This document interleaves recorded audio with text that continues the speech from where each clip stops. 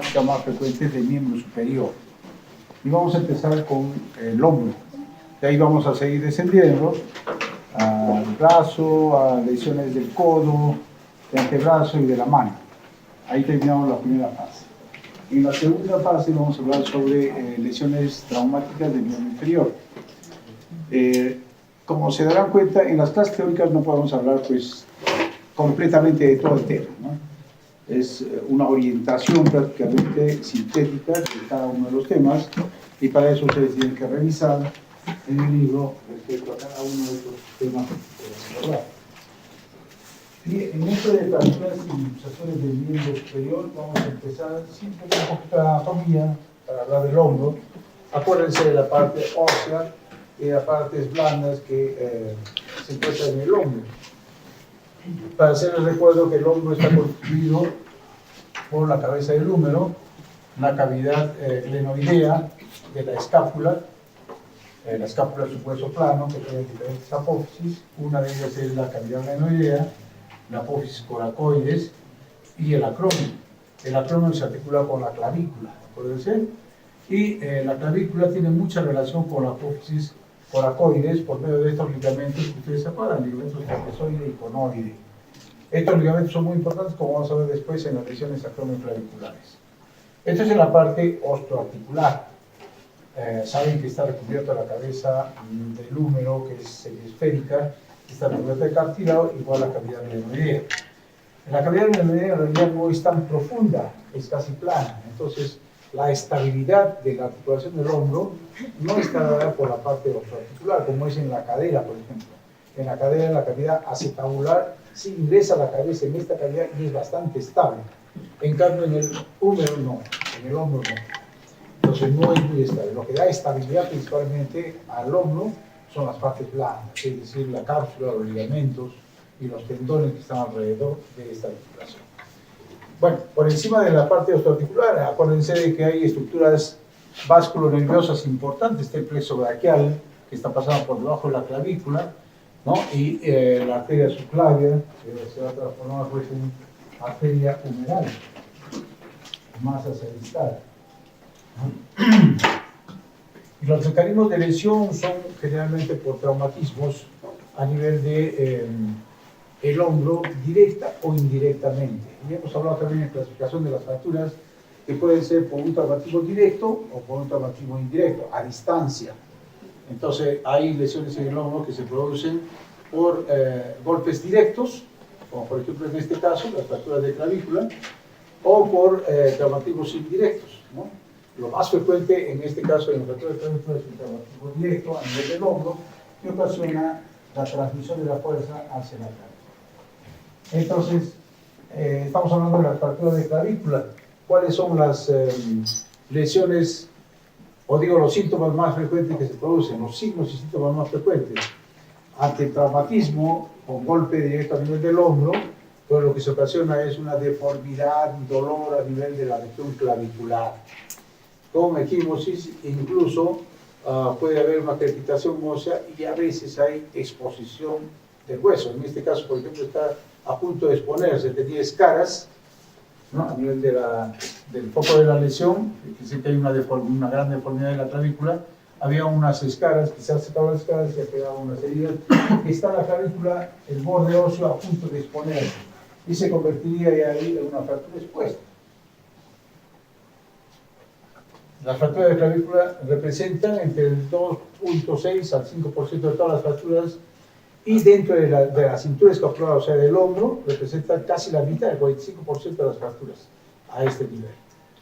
Es más frecuente en las personas jóvenes y en edad productiva entre los 3 y los 20 años y también en los recién nacidos, que han visto alguna vez en los partos muy dificultosos, partos eutóxicos dificultosos, pues a veces al momento de extraerlo hacen movimientos muy bruscos que pueden ocasionar fracturas a nivel de la clavícula. Lo vemos frecuentemente en los bebés de recién nacidos, indicando que tiene mucho dolor, una pseudoparálisis. Se le hacen las pruebas al recién nacido y no moviliza el otro brazo, pero este no moviliza. Hay como una parálisis. Entonces uno al examinarlo ve pues, que tiene una deformidad a nivel de la región clavicular. para saber, ustedes saben que el hueso de la clavícula tiene una forma en S itálica, ¿no? Es curvo, tiene doble curvatura y la parte del tercio externo se articula con el acromion y la parte interna se articula con el esternón, ¿no es cierto? Entonces, si dividimos en 3 tercios, la clasificación de Alban dice que el tercio externo más o menos se producen fracturas en el 10 al 18%, en el tercio medio son las más frecuentes, el 50 al 80% se producen en el tercio medio las fracturas de la clavícula, y en el tercio interno es menos frecuente aún, ¿no? 2 al 10%. Esta es una fractura diaficiaria de tercio medio de clavícula con un tercer fragmento, fíjense. Y la mayor parte de veces hay este desplazamiento. El desplazamiento del fragmento proximal se desplaza hacia arriba y el fragmento distal hacia abajo. Siempre, generalmente hay una separación, ¿no? ¿Por qué se produce? Por acción muscular. O sea, todos los movimientos que se producen son por acción muscular, músculo tendinosa. ¿Qué músculo se inserta en esta zona proximal? Acuérdense del esternocleidomastoideo, los escalenos. Entonces se contractura y eso hace de que se eleve el fragmento proximal. Y el distal, acá qué cosa se inserta, el deltoides y el pectoral, y entonces eso hace de que caiga hacia abajo y se separen los dos fragmentos.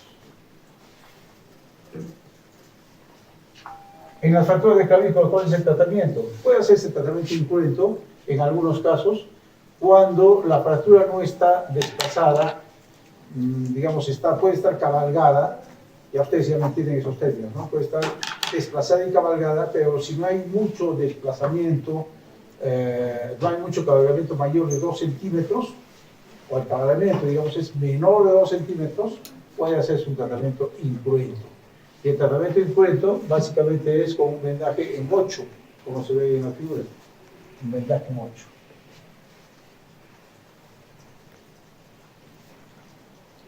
Pero si hay mayor desplazamiento, entonces el tratamiento debe ser quirúrgico. Bueno, esto lo decíamos ya casi como norma hasta hace unos 10 años, ¿no? Aquel que operaba una fractura de clavícula, pues estaba loco, ¿no? ¿Cómo vas a operar una fractura de clavícula? Decíamos entre nosotros, ¿no? Las fracturas de clavícula consolidan fácilmente, pero pueden consolidar montados, o sea, cabalgados uno sobre otro. Y eso se ha visto en los últimos estudios que un cabalgamiento de 2 centímetros o más ocasiona con el tiempo problemas para la movilización del hombro, ¿no? Si es que hacen mucha actividad en deportistas, por ejemplo, en trabajadores manuales. Entonces es preferible dejarlo exactamente en su sitio. Entonces, actualmente la mayor parte de las fracturas de clavícula son quirúrgicas. Y eso nos facilita también una recuperación más pronta, más rápida, ¿no? Haciendo una osteosíntesis de la fractura, el paciente al día siguiente está movilizando su hombro sin mayor problema. En cambio, con el vendaje en 8 que se hace en tratamiento incruento, pues es muy doloroso y difícil de movilizar, fastidioso el vendaje en 8 y tiene que estar con eso por lo menos unas 6 semanas. Entonces, muy dificultoso. Entonces, actualmente se está tratando en la medida posible de hacer tratamiento quirúrgico, reducción y unificación interna de las fracturas de clavícula, ya sea con placas y tornillos o con clavos intermediales o tornillos intermediales. Entonces, las indicaciones absolutas para que se pueda operar una fractura de clavícula son: si hay un acortamiento, o sea, un cabalgamiento mayor de 2 centímetros, si es una fractura expuesta, también hay que operarla. Hemos visto ya que hay que hacer una limpieza quirúrgica y estabilizar. Si es que hay deterioro vascular, también. Si es una fractura irreductible con desgarro cutáneo inminente, como el caso que hemos visto en la foto, igual. Si es una fractura patológica desplazada con parálisis asociada al trapecio, es decir, si es una fractura que tiene un quiste óseo o algo que esté afectando ahí, no va a consolidar eso, hay que hacer el tratamiento quirúrgico. Si hay pérdida neurológica progresiva, es decir, si está presionando el nervio, el plexo braquial, que está pasando por debajo, o si hay una disociación escapulotorácica. En esos casos es una indicación absoluta de un tratamiento quirúrgico. En el resto de fracturas hay que valorar, ¿no? Habría que valorar si es que requiere realmente tratamiento quirúrgico. Acá vemos una fractura distal, o sea, de tercio distal de clavícula. Ven ustedes, acá está la clavícula levantada, aquí está fracturada y acá está el acromion, este es el hombro, ¿no? Una fractura desplazada del tercio distal de clavícula. y se hace unos 2 síntesis con placa y tornillos, los resultados son buenos y la movilización es precoz. O esta fractura que tiene multifragmentaria, que hay 2 fragmentos intermedios, desplazada, se toma también su tomografía, se coloca una placa y tornillos y los resultados son buenos e inmediatos, ¿no? Como es una operación, digamos, no tan grande, la incisión se hace por encima, y ustedes saben que la clavícula está subcutáneo, o sea, fácilmente se puede ingresar a la clavícula. Es de las operaciones que les damos a los residentes más tempranamente, para que comiencen con las operaciones, ¿no? Porque es muy fácil, el abordaje es muy sencillo, ¿no? Es directamente en el hueso. Solamente tiene que abrir piel, el brazo subcutáneo y ahí está el hueso. Se reduce y se coloca placas y tornillos.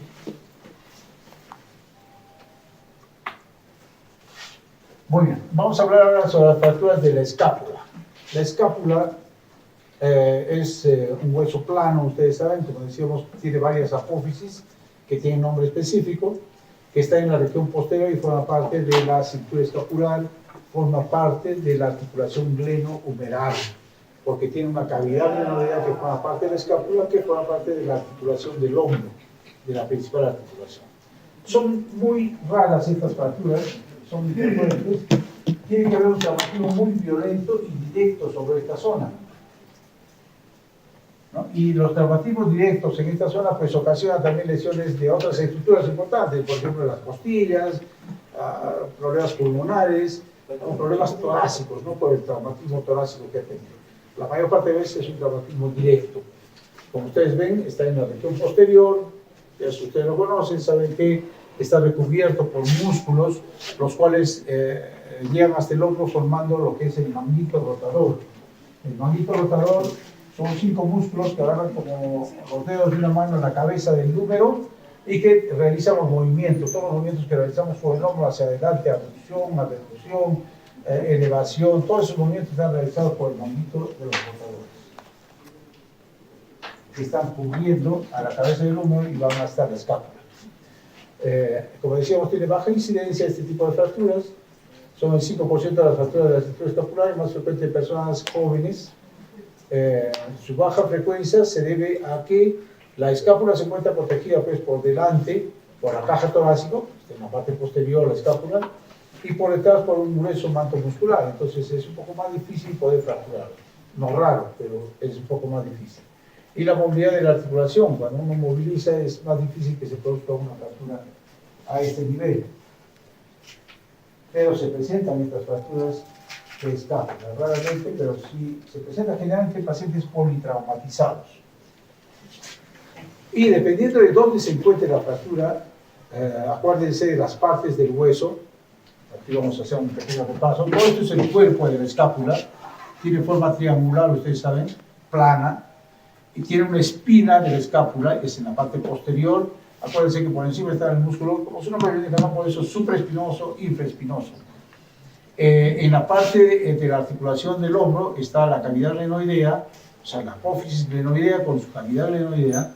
En la parte anterior está la apófisis coronoides y en la parte más distal está el acrónimo. Entonces, si se produce en cualquiera de estas zonas, le llamamos así a las fracturas, ¿no? Fractura del cuerpo, de la escápula, fractura del cuello de la escápula. Cuello vendría a ser acá por debajo de la cavidad glenoidea, es el cuello. Fractura del cuello. Puede ser fracturas interarticulares glenoideas, puede ser fractura del acrónimo, puede ser fractura de la apófisis coracoides.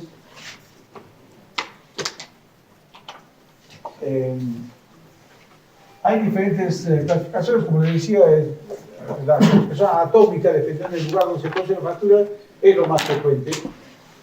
Las fracturas del cuerpo, decíamos, en la región plana, del cuello, de las glenoides, del acromio, de la apófisis coracoides, de la espina de la escápula, puede producirse en cualquiera de estas zonas. Acá tenemos, por ejemplo, fracturas del cuerpo vertebral, de la escápula, fractura del cuello y fractura de la cavidad glenoidea, ¿no? Las más frecuentes, como ven ahí el porcentaje, son las del cuerpo, aunque no comprometen la cavidad glenoidea. Luego el cuello, 20 a 25%, luego la cavidad glenoidea son un poco más raras, el 10%, pero también hay fracturas del acromion y de la apófisis coracoides. Pueden producirse también estas fracturas. Son más raras aún, ¿no? Como se ve, 8%, 3, 5%. Entonces, la más frecuente es la del cuerpo del escápula. Debido a la alta energía del impacto, en estos casos es un traumatismo directo, las fracturas de escápula vienen acompañadas de otras lesiones, como decíamos, ¿no? Problemas torácicos, abdominales, condición pulmonar, neumotórax. Puede producirse fractura de la escápula y de la clavícula. En este caso, cuando se produce fractura de los dos huesos, si se fractura ambos huesos se denomina hombro flotante. Hombro flotante. Puede producir fractura de las costillas, lesiones de otras estructuras que son importantes también, incluso alejadas de la zona del hombro. Clínicamente, ¿qué es lo que vamos a ver? Generalmente hay un traumatismo muy intenso, impacto directo, y al examen físico vamos a ver que hay un aumento de volumen y dolor en esa zona. El paciente incluso puede movilizar lentamente su brazo, se le dice moviliza pero con dolor, ¿no? A la movilización del hombro. Y si palpamos en la zona del escápula va a presentar pues dolor localizado y si va a tener mucho dolor y está aumentado el volumen. Puede haber equimosis, escoriaciones en la zona por el traumatismo directo que ha tenido. Y tenemos que evaluar pues las otras lesiones adicionales que pudieran existir en estos casos. Hay que pedir radiografías, las radiografías nos ayudan bastante, pero a veces no se ve muy bien. En una radiografía anteroposterior, por ejemplo, es bastante difícil verlo, porque se superpone, ¿no? A las costillas, al resto de estructuras que hay ahí. Entonces, difícil ver cómo vean todo el cuerpo de la escápula. Se pide una radiografía axial. En esta radiografía axial sí más o menos se puede ver que está indemne.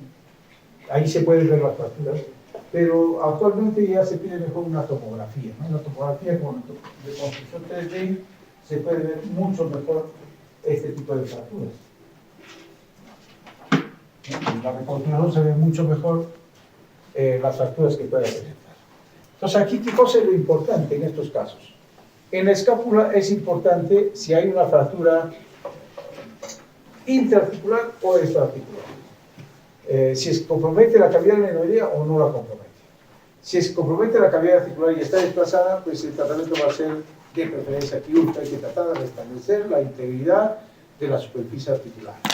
Pero si es una fractura extraarticular, o sea, no compromete la cavidad glenoidea, es en el cuerpo vertebral, a pesar de que está 1 centímetro hasta 2 centímetros puede estar desplazado, no va a haber mayor problema, ¿no? El tratamiento es incruento. Vamos a ver. Entonces, las indicaciones quirúrgicas, el tratamiento quirúrgico de la fractura de escápula, las fracturas articulares, si tienen desplazamiento mayor de 4 milímetros, deben operarse. Porque las fracturas interarticulares, de preferencia, no deben estar desplazadas. Si es que está medializada, es decir, si es que hay desplazamiento mayor de 2 centímetros, en las fracturas, en cualquier fractura, pues deben ser quirúrgicas. Si hay deformidades angulares en la axial que vimos, en la axial se ve más o menos recta la escápula, si es que hay angulación mirándole en la imagen axial, mayor de 45 grados, también es quirúrgica. Si hay medialización más deformidad angular, mayor de 15 milímetros de medialización y mayor de 30 grados de angulación, también debe ser quirúrgica.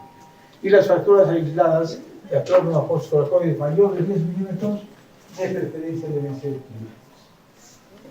Acá, por ejemplo, vemos angulaciones, está comprometido aquí en este caso el cuerpo, pero aparentemente la cavidad glenoidea se encuentra bien. Fíjense acá, la cavidad glenoidea está bien. Si es que la cavidad glenoidea está bien, de preferencia no debe operarse, salvo que esté muy desplazado o con mucha angulación.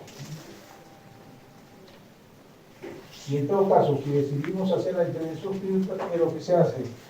Osteosíntesis, o sea, reducción cruenta y fijación con placas y tornillos. Hay diferentes tipos de placas que se amoldan a la forma del escápula, ¿no? Como en este caso, para darle la forma y colocar los fragmentos en su lugar.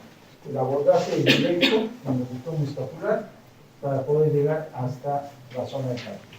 Ahora hay diferentes tipos de placas para las fracturas de acromion, para las fracturas del cuerpo, diferentes tipos de placas que se amoldan a la forma de este hueso. Pero si es que no está muy desplazada, es una fractura que no compromete la calidad articular, entonces en ese caso solamente inmovilización o un inmovilizador de hombro, como este por ejemplo, o un cabestrillo, para evitar que movilice el hombro y se pueda recuperar más prontamente y consolidar la fractura. Muy bien, pasamos a luxaciones. Saben que luxación es la pérdida de congruencia articular de las superficies que comprometen estos huesos. Esa pérdida de congruencia puede ser parcial, a eso se llama subluxación, y si es que es completa, es una luxación.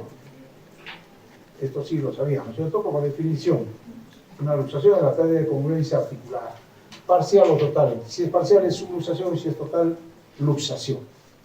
Entonces, en el hombro empezamos por la articulación externo, el esternón clavicular.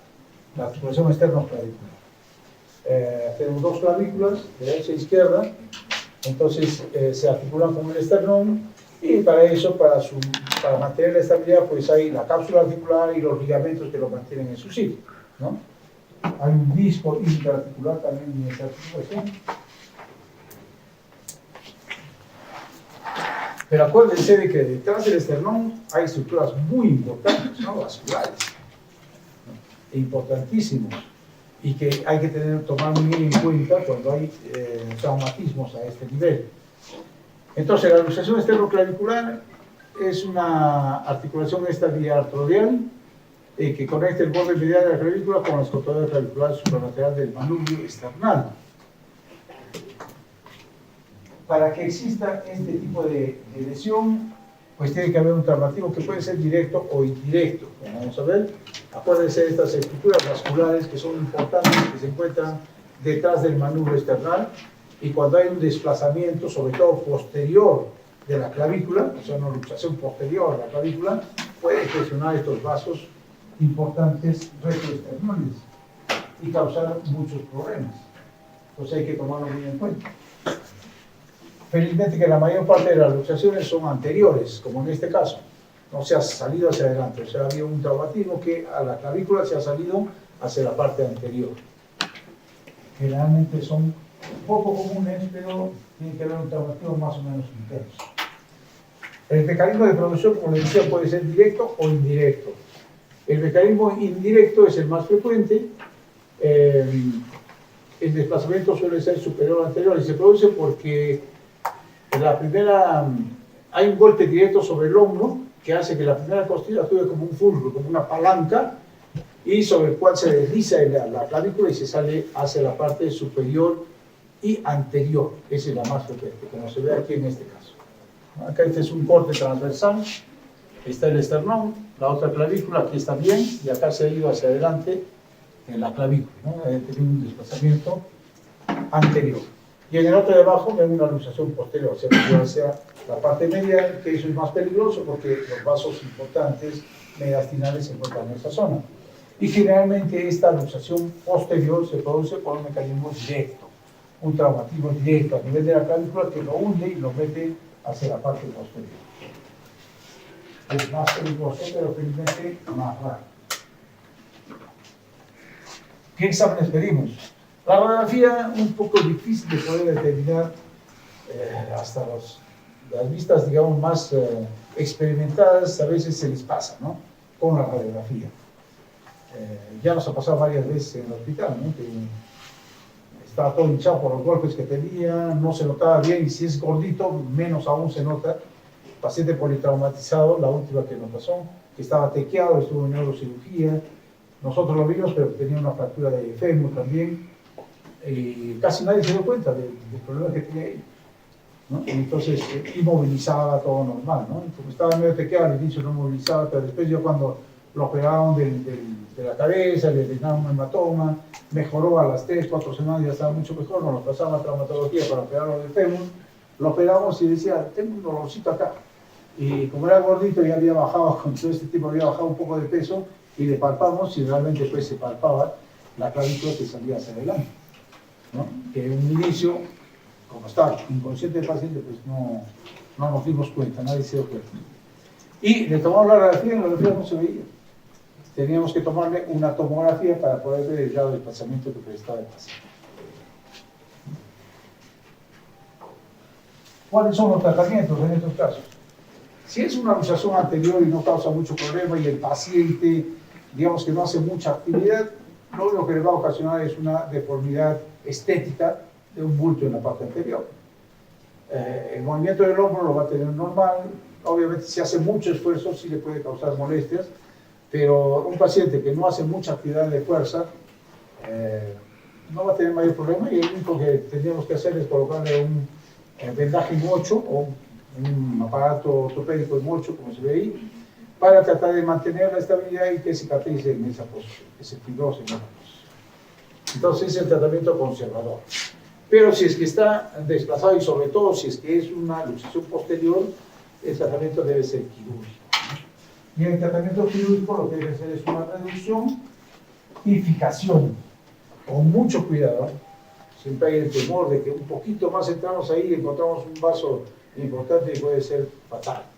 Entonces, hacer la reducción con mucho cuidado y fijarla. Se puede fijar con cerclajes, con tornillos, con clavos, ¿no? que mantengan la estabilidad de la luxación hasta que cicatricen, o incluso hacer plastías. Se puede hacer plastías tendinosas y amarrar esa zona de o un tendón, amarrar la articulación para que no se desplace. Son los tratamientos que se podrían hacer en estos casos. Felizmente que es una luxación bastante rara, no es tan frecuente. La que sí es más frecuente es esta, la luxación acromioclavicular. La clavícula se articula en la parte distal con el acromio. El acromio es parte de la escápula, ¿no? Ya lo dijimos. Y parte de la escápula también es la apófisis coracoides. Esta apófisis coracoides es muy importante en esta parte de la articulación acromioclavicular porque hay dos ligamentos importantes, el conoide y trapezoide, los ligamentos coracoclaviculares, conoide y trapezoide, los cuales mantienen la estabilidad, lo mantienen en su sitio. Entonces, si es que se rompen estos ligamentos, se va a subir fácilmente, eso es lo que lo mantiene en su sitio a la clavícula. Entonces, de acuerdo a eso, tenemos tres ligamentos prácticamente importantes aquí en la articulación acromioclavicular. Los ligamentos acromioclaviculares, ligamentos trapezoide y conoide. Vean que son los coracoclaviculares.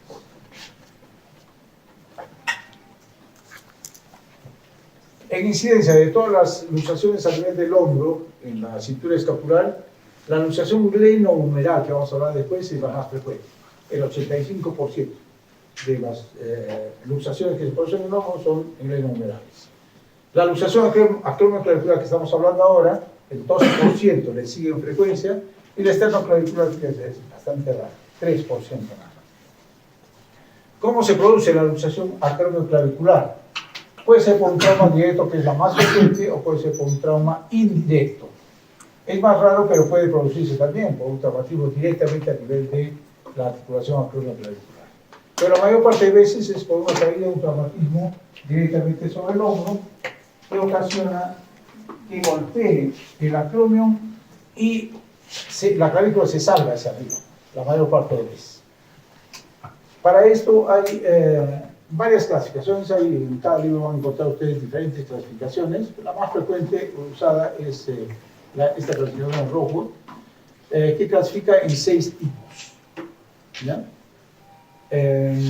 Antes hablaremos con un paréntesis lo que son los esguinces. En una articulación, cuando hay un movimiento muy brusco, ya sabemos que una articulación está estabilizada por los ligamentos, ¿no es cierto? Cápsula articular y ligamentos son los que lo mantienen estable una articulación. Si es que hay un movimiento muy forzado a nivel de la articulación, pueden distenderse la cápsula de los ligamentos. A eso se llama esguince. Lo más frecuente es un esguince del tobillo, por ejemplo, ¿no? Uno se tuerce el tobillo, no se rompen todos los ligamentos, sino que se estiran nada más. Ese es un esguince de primer grado. Cuando se rompen parcialmente los ligamentos y la cápsula, esguince de segundo grado. Y cuando se rompen completamente los ligamentos y la cápsula articular, esguince de tercer grado. Entonces, eso es en cuanto a las lesiones cápsulo-ligamentarias. Esta esguince de tercer grado puede ser, como está roto todos los ligamentos y cápsula, puede salirse parcial o totalmente los fragmentos y producirse una subluxación o luxación. ¿Sí? ¿Hasta ahí entendemos? Entonces, esta clasificación toma en cuenta eso, porque lo que estamos hablando es un problema articular, de la articulación acromioclavicular. Entonces, la de primer grado, como decimos, son 6 tipos, 6 grados. La de primer grado es solamente un esguince entre primera y segunda grado, es decir, una distensión nada más de los ligamentos acromioclaviculares. Pero los ligamentos coracoclaviculares, fíjense, están indemnes. La de segundo grado, hay una ruptura completa de los ligamentos acromioclaviculares, pero los coracoclaviculares todavía siguen indemnes, es decir, que no se desplazan. Sigue en su sitio, pero ya hay mayor dolor en la zona. Acá hay un poco menos de dolor, aquí hay más dolor y aumento de volumen en la zona, porque se han roto todos los ligamentos acá acromioclaviculares. Pero sí, fíjense, los coracoclaviculares con hay trapezoides y indemnes. En la de tercer grado se rompen los 3. Se rompen los ligamentos acromioclaviculares y coracoclaviculares. Y entonces, si se rompen todos, la clavícula se va hacia arriba. Ya dijimos por qué, ¿no? Los músculos esternocleidomastoideos bajan hacia arriba, entonces se levantan. Y entonces se produce una elevación, un desplazamiento, una luxación en este caso, acromioclavicular. La de tipo 4 es prácticamente la de tipo 3, pero que la clavícula se va hacia la parte posterior. La de tipo 5 también es como la de tipo 3, pero con un mayor desplazamiento.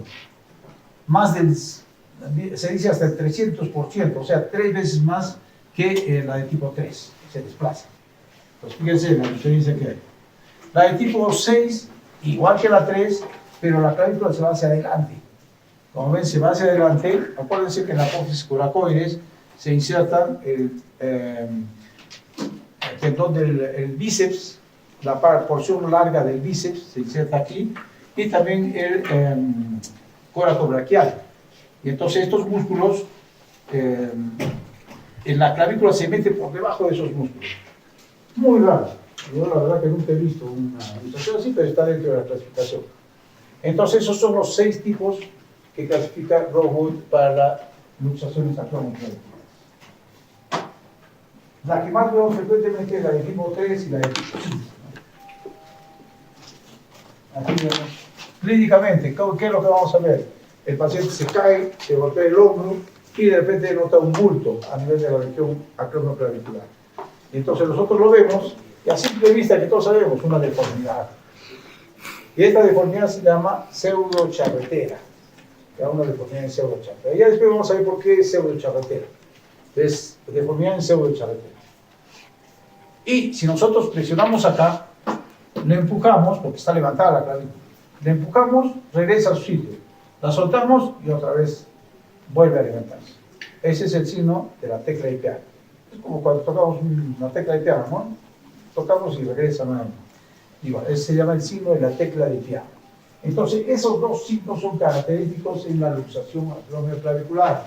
El signo de la pseudocharretera y el signo de la tecla de piano.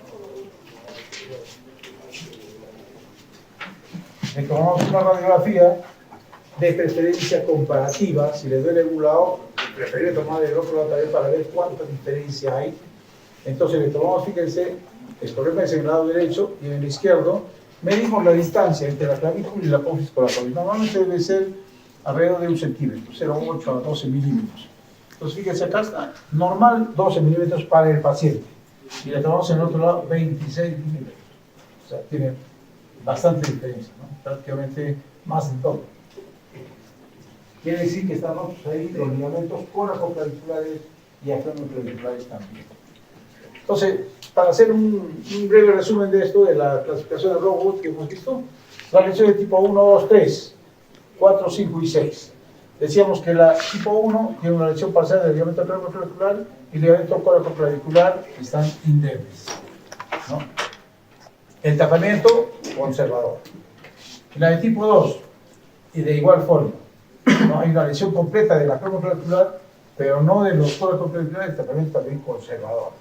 En cambio, las otras generalmente son quirúrgicas. En la de tipo 3, que no hay un desplazamiento muy grande, es controversial. En esos casos habría que estudiar bien cada caso para ver si es necesario operar o no.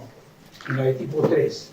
¿Ya? Depende mucho de la personalidad de la lesión, como siempre les puedo repetir. Si es una persona joven, si es una persona que trabaja mucho haciendo bastante actividad de fuerza, si es una persona anciana, preferible ni tocarlo, ¿no? Entonces hay muchos factores en los cuales tenemos que valorar para poder hacer un tratamiento encuentro o quirúrgico. Si decidimos por el tratamiento no quirúrgico, un cabestrillo suficiente.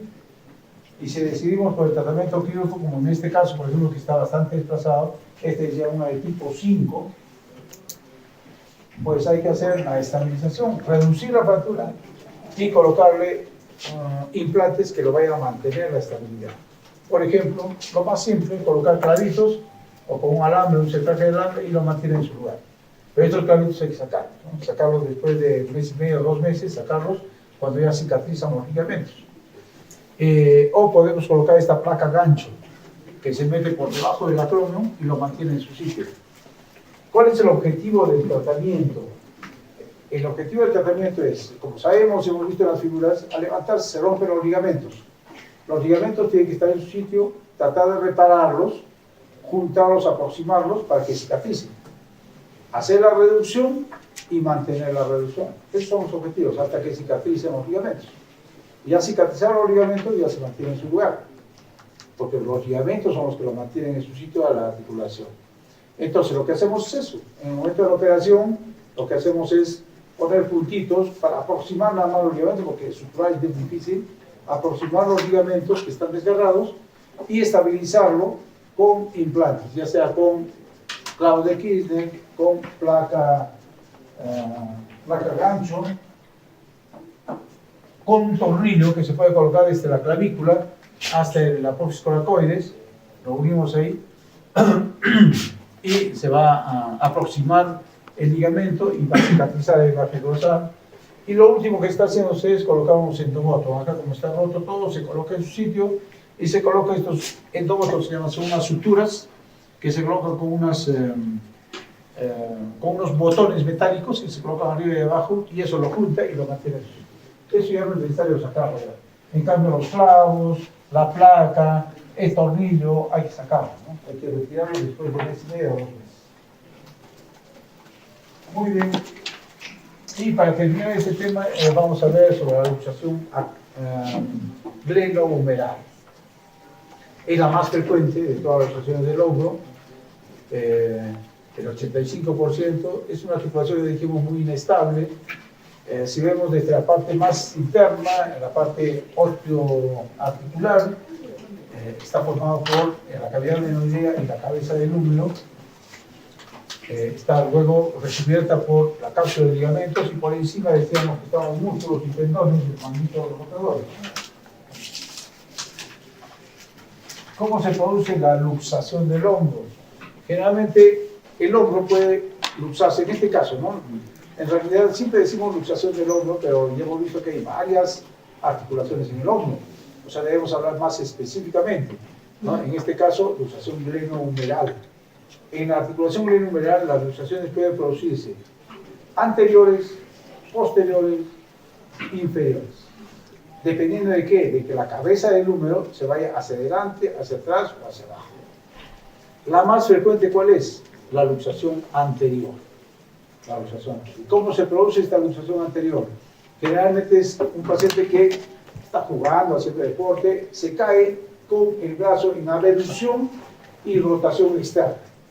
¿Ya? Rotación externa y abducción. Entonces se cae y apoya el brazo y la cabeza del húmero transmite todas las fuerzas en la extremidad y la cabeza del húmero se sale hacia adelante.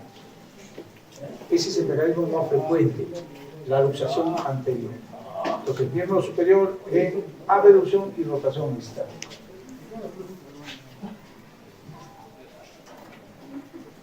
Entonces, la luxación anterior, 95%, posterior es muy raro, 4%, e inferior, menos aún. Acá tenemos un hombro normal, o sea, una articulación glenohumeral normal. Generalmente la luxación anterior se va a ver así, pero con una radiografía antero-posterior que le tomemos al paciente, podríamos saber si es que esta cabeza está hacia adelante o hacia atrás. No vamos a poder saber. Habría que tomarle una axial. generalmente se pide una axial transtorácica. O sea, si yo tengo un problema en el húmero, entonces le tomo una radiografía a través del otro vaso, algo que levante el vaso sano, y a través del tórax le tomo una radiografía para ver si la cabeza del húmero está hacia adelante o está hacia atrás. Y la única forma de saber si está en una luxación anterior o posterior. En todo caso, clínicamente es fácil ver en una persona delgada. Pero si es un gordito, bien es difícil palparle para saber dónde está, si la cabeza está adelante o hacia atrás. Entonces, en una persona delgada sí se puede palpar, en la parte de adelante se palpa la cabeza del húmero. Y vamos a ver ahorita clínicamente cómo es que hacemos este diagnóstico. Pero lo que tenemos que hacer es la radiografía, ¿no? La radiografía AB y axial. La última radiografía que se ve ahí es una luxación inferior. Fíjense cómo se va hacia abajo. Generalmente se produce con el miembro inferior en abducción o elevación. ¿Cómo se producen estas fracturas? Ya les decía, generalmente se produce con una caída cuando hace una reducción y rotación externa, que lo más frecuente es que se produce la luxación anterior. ¿Y qué es lo que vamos a ver? El paciente va a tener dolor, va a venir con una posición antálgica y va a tener mucho dolor a nivel del hombro y va a presentar esta deformidad. Fíjense ustedes como en el otro lado hay una redondez, normalmente hay una redondez en el hombro. Y acá en este lado, fíjense, hay un ángulo recto. A esa deformidad se le llama el hombro en charretera. ¿Por qué en charretera? Bueno, me han puesto los militares, ¿no? Acuérdense de las fotos que hay de Mariscal Castilla, de Sucre, de los militares antiguos que tenían su uniforme militar y tenían una charretera. Charretera es lo que tenía una hombrera, ¿no? Y la hombrera era prácticamente recta. Entonces da esa imagen. Por eso es que se llama hombro en charretera. Ahora, acuérdense del signo de la luxación acromioclavicular. Uno de los signos era el signo de la tecla de piano y el signo de la pseudo-charretera. Entonces, para diferenciar de que el signo de la charretera es en la luxación pleno-humeral y el signo de la pseudo-charretera es en la articulación acromioclavicular. ¿Ok? Normalmente esta era la más conocida, la más frecuente, el signo de la charretera. Entonces, como vieron que se levantaba acá y algunos hacían pensar de que era una luxación de hombro. Alguien que no conoce dice, pero no es una luxación pleno-humeral. Y no, por eso que se llama sino la pseudo-charretera, para la luxación acromioclavicular. Entonces se le pide su radiografía, vamos a ver que está fuera de la cavidad metroidea, está luxado, pero ahí no podríamos saber si es que está anterior o posterior. Entonces, clínicamente, si no lo podemos determinar, pues habría que pedirle una tomografía, ¿no? El tratamiento, ¿cuál es? El manejo de urgencia es manejar el dolor, el autoanalgésico y hacer la reducción. La reducción generalmente es incruenta, ya saben qué es la reducción incruenta, solamente manipular, hay diferentes técnicas para hacer la reducción y luego inmovilizar. Es importante la inmovilización de esa extremidad porque ustedes se imaginarán cuando la cabeza humeral se sale de la cavidad metroidea, se rompen todos los ligamentos y la cápsula, ¿no? Y entonces, por más que lo coloquemos todo en su sitio, la cápsula y el ligamento están rotos, tienen que cicatrizar. Y entonces, para que cicatrice bien, lo que hay que hacer es inmovilizar, porque si lo dejamos así y está comenzando a movilizar prontamente, pues esa cápsula y los ligamentos van a cicatrizar muy sueltos, muy laxos, y va a ocasionar una complicación que se denomina luxación recidivante. Luxación recidivante, ¿qué significa? Que se ha luxado más de 2 veces. La primera vez se luxó, no se hizo un buen tratamiento, no se hizo una buena inmovilización. Al mes hizo un movimiento brusco, otra vez se le salió.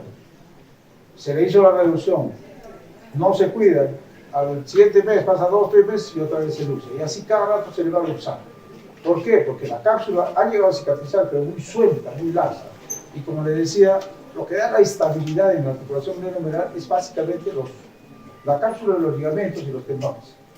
Si esto está laxo, fácilmente se va a salir, porque no es una articulación muy estable. Entonces, lo que se denomina eso es una luxación recidival, ¿ya?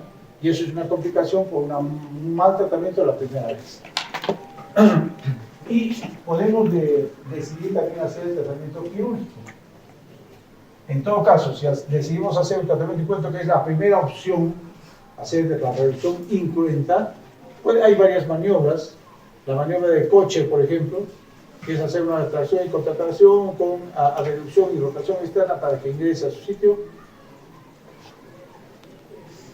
O hay otra maniobra que es la que más utilizamos nosotros en el hospital.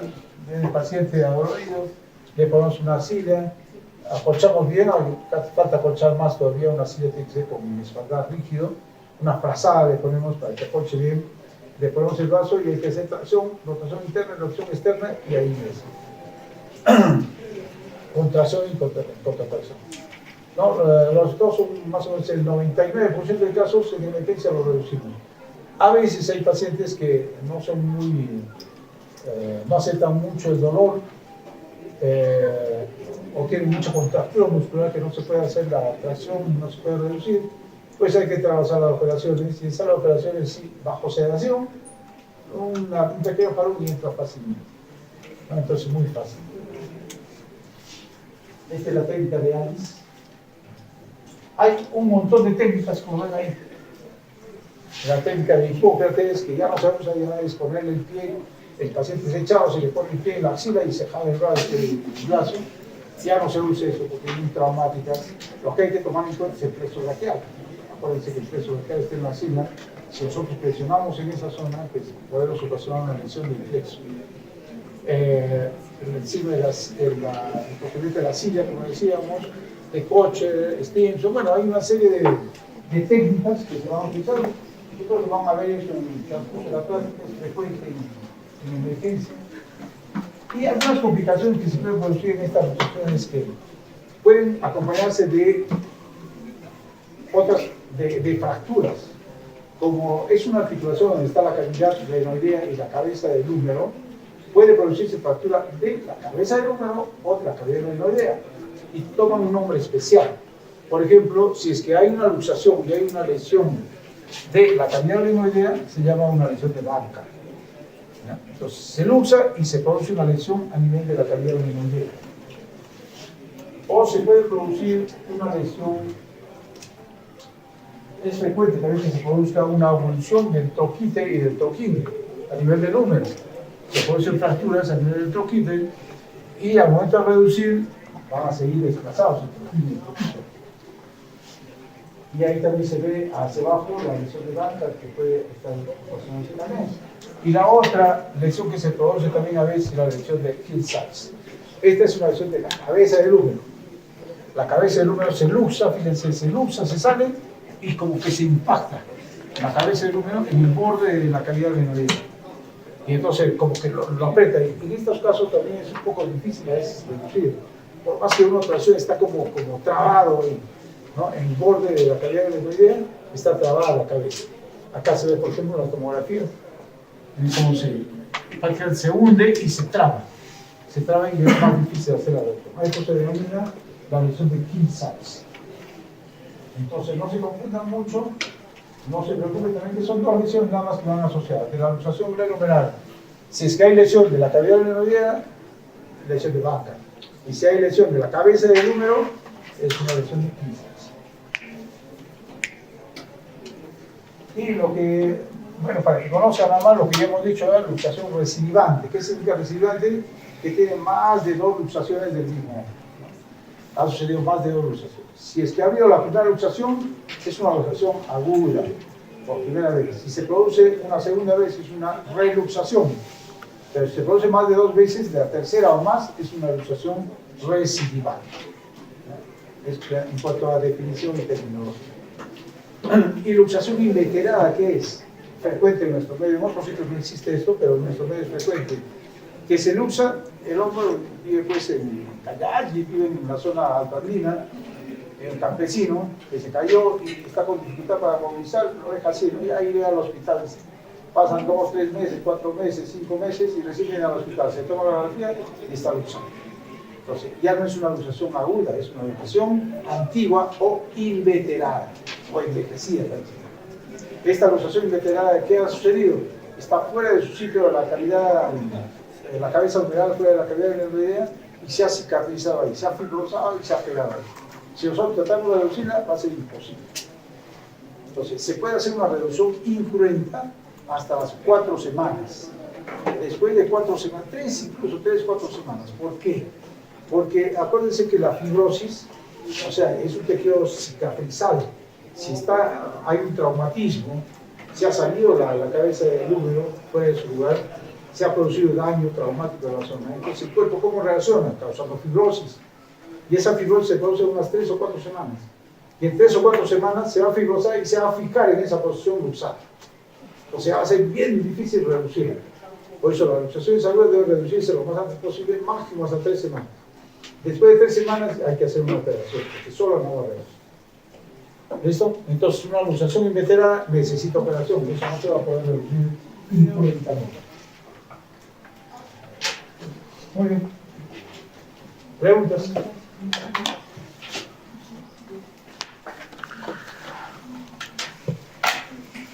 Están todos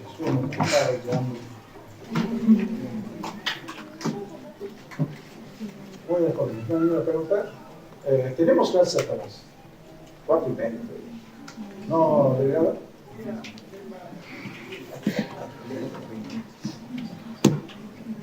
Depende de ustedes, si tienen que poder hacer un caso clínico, si desean, o si no, ahí no va a quedar. O les paso el caso clínico. Pero lo paso bien. Ustedes para que lo respondan ustedes para que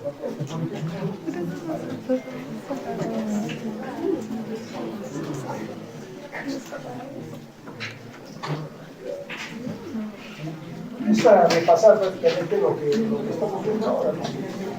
¿Qué cosa es eso? Es pseudo chavetero. Pseudo chavetero ahí. Acromio clavicular. Es una pseudo chavetero. ¿Cuál se llama?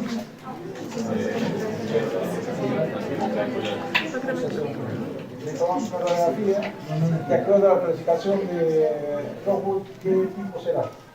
1, 2, 3, 4. 3, probablemente, ¿no? Y si es que ustedes clínicamente están locos. Bueno, ahorita pasó ahí. Claves y coracoclavicular. Está bien, ¿no? Van a sacar bien. Ahí está, repasamos nuevamente la clasificación. La 3, la 3 está roto todos los ligamentos y hay un desplazamiento. Ligamentos coracoclaviculares y acromoclaviculares. ¿Cuál sería el tratamiento? Depende, pues, ¿no? Decíamos que es un paciente, a ver, vamos a ver específicamente.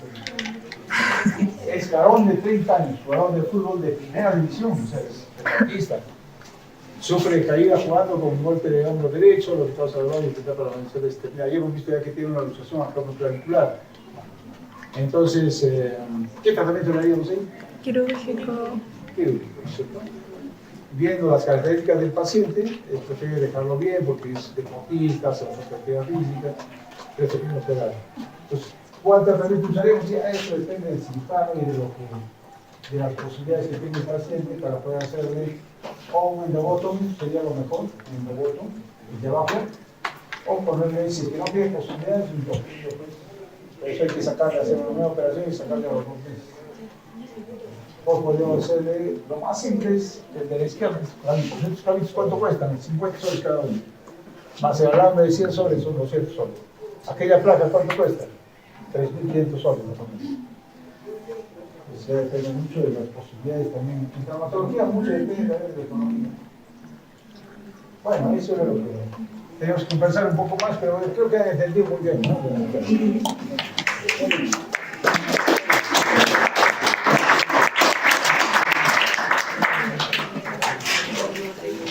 Vamos a encontrar de que hay pérdida de parte blanda si no vamos a poder cerrar completamente la herida. Va a quedar expuesta, va a quedar abierta la herida, porque no se va a poder cerrar por la pérdida de partes blandas. Eso es lo que diferencia entre la A y la B. Y la de tipo C, de igual forma es una herida grande, mayor de 10 centímetros, una fractura generalmente suplementaria, pero que está asociada a una lesión vascular importante. Por ejemplo, una arteria humeral, una arteria femoral, una arteria hepática.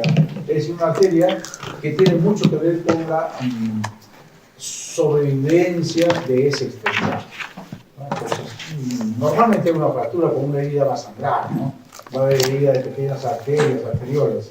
Pero lo importante en la de tipo C es que sea una arteria muy importante en esta extremidad.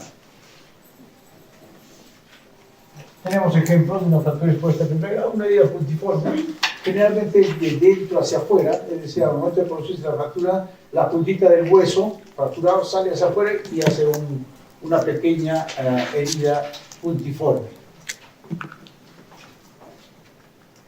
La de tipo 2 es una herida un poco más grande, pero menor de 10 centímetros. ¿No? Son dos tipos, que es en el tobillo, una fractura expuesta, una herida de más o menos unos 7-8 centímetros, igual en el otro lado de la pierna, en las cuales incluso generalmente en estos casos se puede cerrar la piel tranquilamente. En cambio en esta, las fracturas expuestas de tercer grado, hay una mayor lesión en la pierna. Es una herida mayor de 10 centímetros, generalmente a colgajo, donde se expone todos los tejidos altamente contaminados y donde hay que hacer pues, un tratamiento más profundo en estos casos. ¿Cómo hacemos el diagnóstico de una fractura expuesta? Bueno, como en todas las fracturas hay un traumatismo, accidente traumático, dolor, deformidad, aumento de volumen y va a presentar además una herida. Entonces ya lo vamos a asociar con una fractura expuesta, herida en el foco de fractura. Lo que tenemos que hacer es una buena anamnesia, dijimos como en todas las fracturas, averiguar dónde, cómo, cuándo ocurrió el accidente. Es importante esto para saber el tipo de contaminación que tiene. No es lo mismo una herida que haya sucedido en su casa, donde hay más o menos buena limpieza, a que haya sucedido en una chacra o en un lugar donde hay pues, elementos contaminantes, desagües, por ejemplo, ¿no? Entonces, o en una pista donde se contamina con tierra, con pasto. Entonces, hay que saber exactamente dónde ha sucedido el accidente para saber más o menos qué tipo de contaminación hay en esa herida. El tiempo es importante también porque, como vamos a ver después, las limpiezas quirúrgicas, el tratamiento que se hace en estos tipos de casos, pues hay que hacerlo lo más pronto posible. Es una de las pocas emergencias que tenemos en traumatología. Felizmente para nosotros no tenemos muchas emergencias. Una fractura, cualquier fractura cerrada puede esperar un poco, lo inmovilizamos y puede esperar, puede ser transferida o esperar unos días para su intervención quirúrgica. En cambio, una fractura expuesta hay que hacerlo lo más antes posible, lo más rápido posible. Pues para nosotros es una emergencia el hacer el tratamiento de una fractura expuesta. Si hay una fractura expuesta de una extremidad, ya sea miembro superior o miembro inferior, debemos suponer de que ha sido un traumatismo más o menos intenso. Y en estos casos debemos sospechar de que pueda tener otras lesiones adicionales. Entonces hay que tratarlo como un paciente politraumatizado. Es decir, descartar de que no tenga problemas en la cabeza, en el tórax, en el abdomen, que vayan a comprometer la vida del paciente. Informarse bien cómo ha sido el accidente.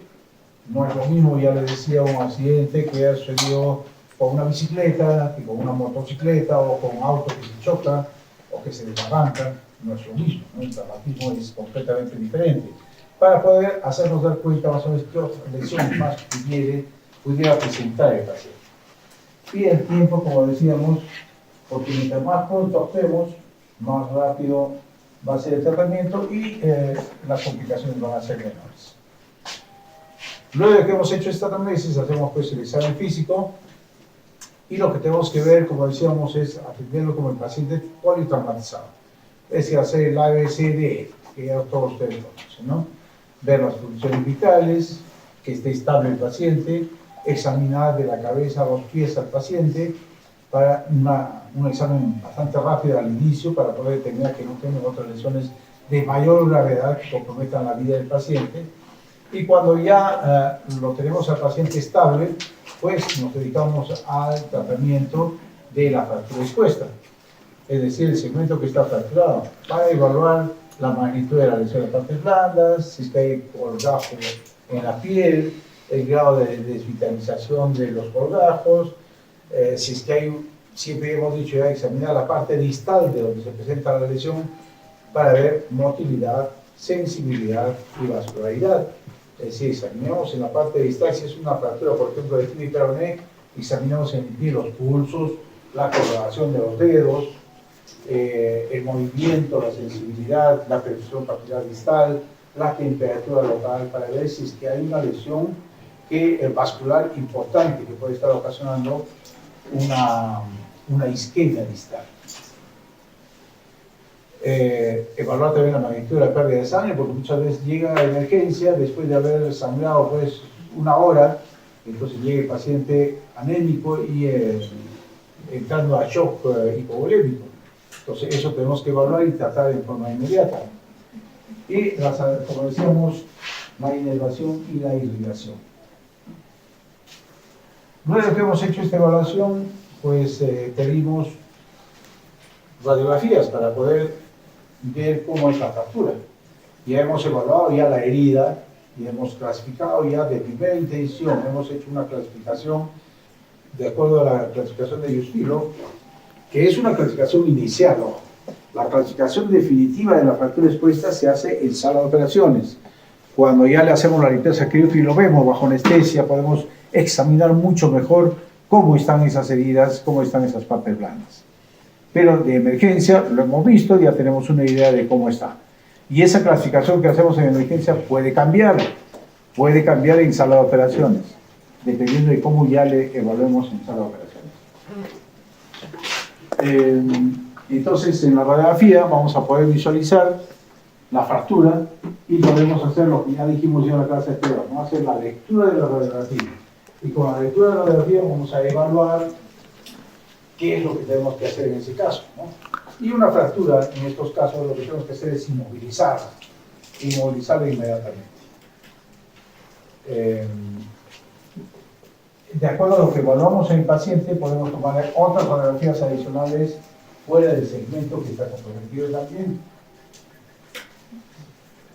¿Cuáles son los objetivos del manejo de estas fracturas expuestas en emergencia? Estos son los 4 objetivos importantes que tienen que acordarse siempre, porque de acuerdo a estos objetivos es que vamos a hacer todos nuestros procedimientos en emergencia. Lo primero es prevenir la infección. El mayor riesgo de estas fracturas es la infección, entonces hay que prevenirla.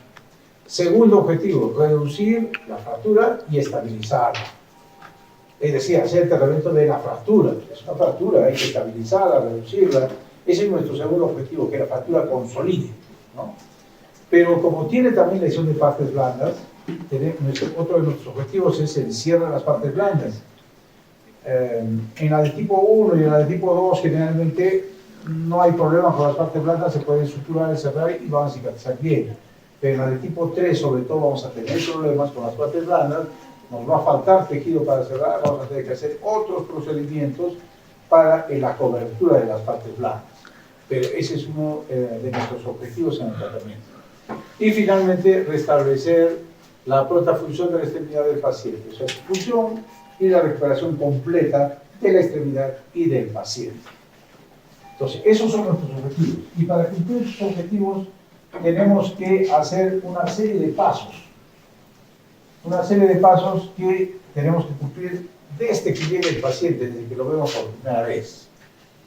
Entonces, ya dijimos que llega el paciente por emergencia.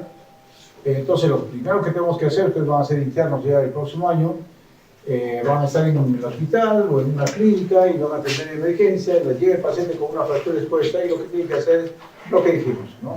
Hacer una evaluación rápida del paciente, tratarlo como un politraumatizado, porque una fractura expuesta puede ser que tenga muchos otros traumatismos más. Entonces, hacer el ABC del paciente politraumatizado. Luego de que hemos hecho el ABC, lo estabilizamos al paciente, le hemos tomado las funciones vitales, está estable, le hemos indicado a la enfermera que le coloque su vía, si es posible, si está chocando hasta 2 vías se le pueden colocar, y le indicamos pues que le coloquen al paciente con dolor, ¿no? Entonces que le coloquen sus analgésicos. Y para calmar el dolor también de igual forma inmovilizamos la fractura. Ya dijimos en la clase anterior también, una de las formas de calmar el dolor es que no se mueva la fractura, porque al movilizarse duele.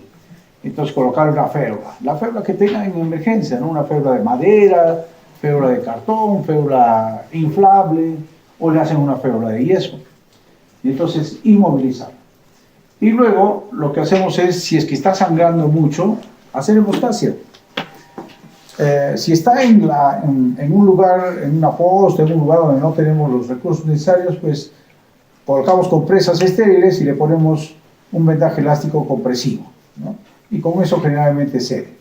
Pero si es que está de repente por ahí alguna pequeña arteriola, está chisgueteando, está sangrando, pues agarrar una pinza hemostática y ligarlo, ¿no? Entonces eso lo podemos hacer en un centro de salud, incluso en emergencia también. Entonces hacer hemostasia para que no siga sangrando más, porque ya ha perdido mucha sangre y si sigue perdiendo, pues nos puede chocar el paciente. Luego cubrimos la herida. La limpieza quirúrgica no debe hacerse en emergencia. Lo ideal es no hacerla, ¿no?, en emergencia. Lo que se debe hacer es en sala de operaciones. Entonces, mientras tanto, lo que hacemos es cubrirla. Agarramos apósitos estériles y cubrimos la herida y le ponemos un vendaje elástico para evitar que siga contaminándose más. Luego, ya dijimos que inmovilizamos la fractura y colocamos vías para que el paciente pueda recibir líquidos por la pérdida hemática que ha tenido. Luego hacemos ya inmediatamente la historia clínica, estamos ya haciendo la anamnesis, preguntándole al policía o al serenado que lo ha traído, qué es lo que ha pasado, de dónde lo han traído, qué cosa es lo que cree que ha sucedido, o si le han comentado algo, qué cosa es lo que ha pasado, ¿no? Entonces, para tener una idea de cómo ha sido el accidente, para hacer una buena anamnesis y luego evaluar también los antecedentes. Es importante los antecedentes de si es una mujer, por ejemplo, joven, si está gestando o no. Es importante para indicarle el tratamiento que le vamos a dar, ¿no? Los antibióticos pueden ser tóxicos para el feto, entonces eso debemos tomar en cuenta para poder hacerle un tratamiento que le cause el menor daño posible, porque incluso en eso nos pueden denunciar. Si no hemos preguntado eso y causamos daño al feto con la medicación, por más que estamos tratando de salvar al paciente y causamos daño al feto, nos pueden denunciar por eso. Entonces hay que tomarlo en cuenta. Si es que está inmunizado o no, porque una de las cosas importantes que hay que tomar en cuenta, que generalmente no sucede, pero hay que tomarlo en cuenta, podría suceder, es el tétanos, ¿no? Es una infección que podría suceder en estos casos y hay que ver si es que el paciente está vacunado o no. Y para ello, si es que no está vacunado, puedes hacerle la profilaxis antitetania. Siempre ya les he dicho que en la parte distal tenemos que evaluar la motilidad, la sensibilidad y la vascularidad de esa extremidad para ver si no tiene daño adicional. Hemos evaluado ya, el paciente está listo, entonces ¿qué es lo que hacemos? Lo preparamos para entrar a la sala de operaciones, para hacerle la limpieza quirúrgica. Una de las cosas más importantes que estamos viendo para evitar la infección es, apenas llegue el paciente, darle sus antibióticos. Evitar que se contamine más de lo que ya está. Y segundo, una buena limpieza quirúrgica lo más antes posible. Prepararlo para entrar a la sala de operaciones para hacer la limpieza quirúrgica. Y para eso le pedimos pues sus análisis, todos los análisis prequirúrgicos, las vamos a ver con el cardiólogo para que le haga su riesgo quirúrgico cardiovascular, las vamos a ver con el anestesiólogo para que le haga su riesgo anestesiológico. Es decir, por más urgencia que sea, ustedes saben, tenemos que cumplir ciertas normas, ¿no? No podemos sentar directamente a la sala de operaciones sin pedir un riesgo quirúrgico, pasa algún problema cardíaco y estamos pero mal. Entonces, tenemos que cumplir ciertas normas para entrar a la sala de operaciones, lo que les estoy diciendo, ¿no? Que lo vea el cardiólogo, sus riesgos quirúrgicos, sus análisis prequirúrgicos, mínimamente eso, y que lo vea el anestesiólogo para poder entrar a la sala de operaciones. Lo decía, antecedentes de gestación, solicitar radiografías, ya hemos aprendido también en la clase anterior cómo solicitar las radiografías.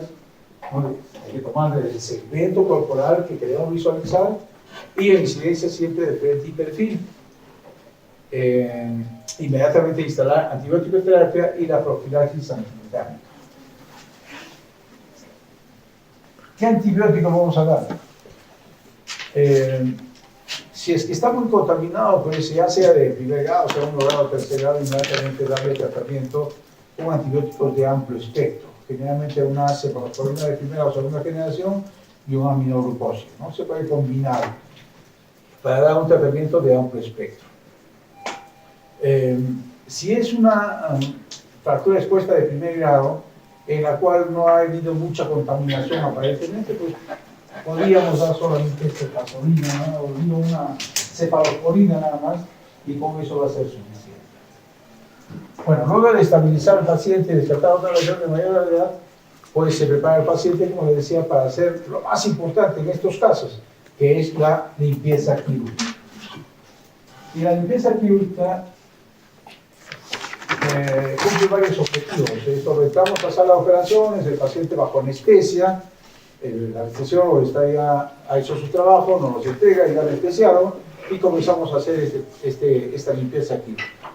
¿Qué hacemos en primer lugar? Lo primero que tenemos que hacer es una evaluación completa de la extensión y grado del daño de la estructura anatómica. Como les decía, en emergencia lo hemos visto, pero el paciente está quejándose con mucho dolor, no podemos hacer una buena evaluación, tenemos que tratar de no movilizarlo demasiado. En cambio, en sala de operaciones bajo anestesia, ahí sí lo examinamos completamente para ver el grado de lesión que tiene, miramos hacia adentro, abrimos las partes blandas para ver qué grado exactamente de lesión tiene de partes blandas y la fractura también que presenta el paciente. Podemos o no colocar torniquete, en todo caso lo colocamos si es que lo tenemos para poder evitar el mayor sangrado al momento de hacer la intervención quirúrgica. Y lo primero también que hacemos es, si está sangrando mucho, hacer hemostasia. Ahí bajo anestesia hacer hemostasia, ¿no? De todo lo que esté sangrando grandemente hay que hacer hemostasia. Y limpiamos completamente la herida, incluyendo los bordes óseos. En esta primera parte, lo que tenemos que hacer es una limpieza mecánica. La limpieza quirúrgica en general es un procedimiento quirúrgico que vamos a entrar a hacer en esta fractura expuesta. Consta de dos partes, básicamente. Una que es la limpieza mecánica y otro que es la limpieza quirúrgica propiamente dicha, ¿ya? O sea, la desbridación. Entonces, en la primera parte, está el paciente anestesiado, decíamos, le hacemos la primera parte que es la limpieza mecánica. ¿Con qué objetivo hacemos esto? Para eliminar todos los cuerpos extraños que presente en la herida. Vamos a encontrar de todo. Si ha sido en una pista, pues encontramos tierra, a veces se arrastra la pierna sobre la acera, sobre la pista, y encontramos restos de la pista de brea. Entonces se encuentran diferentes tipos de sustancias, ¿no? Si es en el campo, se encuentra pasto, muchas veces basura, se puede encontrar muchas cosas. Entonces hay que hacer una buena limpieza. Primero, por arrastre, mecánicamente, echarle suero fisiológico en gran cantidad como para poder limpiar y arrastrar todos esos cuerpos extraños. ¿Con qué solución se puede hacer? Generalmente lo hacemos con suero fisiológico, ¿no? Pero puede ser cualquier solución, ¿no? Antes lo hacíamos, por ejemplo, con agua destilada. Con agua destilada limpiamos. El objetivo de esto es básicamente arrastrar todos los cuerpos extraños y tratar de limpiarlos. Básicamente es eso. Algunos indican, lo van a encontrar en algunas revistas o libros, de que antes se hacían con cepillo incluso y con irrigando a presión. ¿Han visto? Para irrigar a presión y para limpiar los pisos, para limpiar los carros. Igual se utilizaba una bombita a presión para que con eso pueda eliminarse los cuerpos extraños. Actualmente ya no se usa, porque se ha visto de que con eso es cierto que se puede limpiar mejor, pero también con la fuerza que tiene el chorro se puede meter más hacia adentro, hacia los tejidos, todos los cuerpos extraños. Entonces no se debe hacer eso. Suficiente con que a unos 30-40 centímetros echemos de esa altura, echemos suero fisiológico y lavemos, ¿no? Lavemos con una compresa, con gasas, lavemos la zona de la fractura. Entonces, con suero fisiológico. ¿Pueden usarse soluciones antisépticas? Sí, podría utilizarse, pero los resultados de los estudios indican de que es lo mismo con suero fisiológico solo o con antisépticos o con jabón quirúrgico, por ejemplo, ¿no? Entonces podría ser lo que queremos en este primer paso, básicamente es eliminar los cuerpos extraños. Entonces tenemos ahí un paciente que tiene una luxofractura expuesta del tobillo, fíjense ustedes, esta es de segundo grado prácticamente, una herida de no llega a 10 centímetros. Estamos echando, en ese tiempo, es antiguo ya, echábamos en viernes las enfermeras preparaban en sala de operaciones agua destilada, un aparato para destilar el agua, y entonces con agua destilada hacíamos las limpiezas químicas, ¿no? Y preparaban sus bidones de damajuanas de vino, ahí tenían preparado para hacer las limpiezas químicas. Entonces lavar y lavar y lavar y lavar. Como ven, no estamos cambiados todavía. Lo que estamos haciendo es con guantes integres, obviamente, no hemos puesto campos, nada, y estamos lavando, haciendo esta primera parte que es la limpieza mecánica. Y lo primero que tiene que hacerse es, si es que tenemos una herida, cubrir la herida y lavar el resto primero, lavar todo el resto de la piel, para evitar que estos contaminantes de la piel vayan a meterse a la herida, más de lo que ya está contaminada. Entonces lo primero que hacemos es lavar alrededor, todo lo que está alrededor.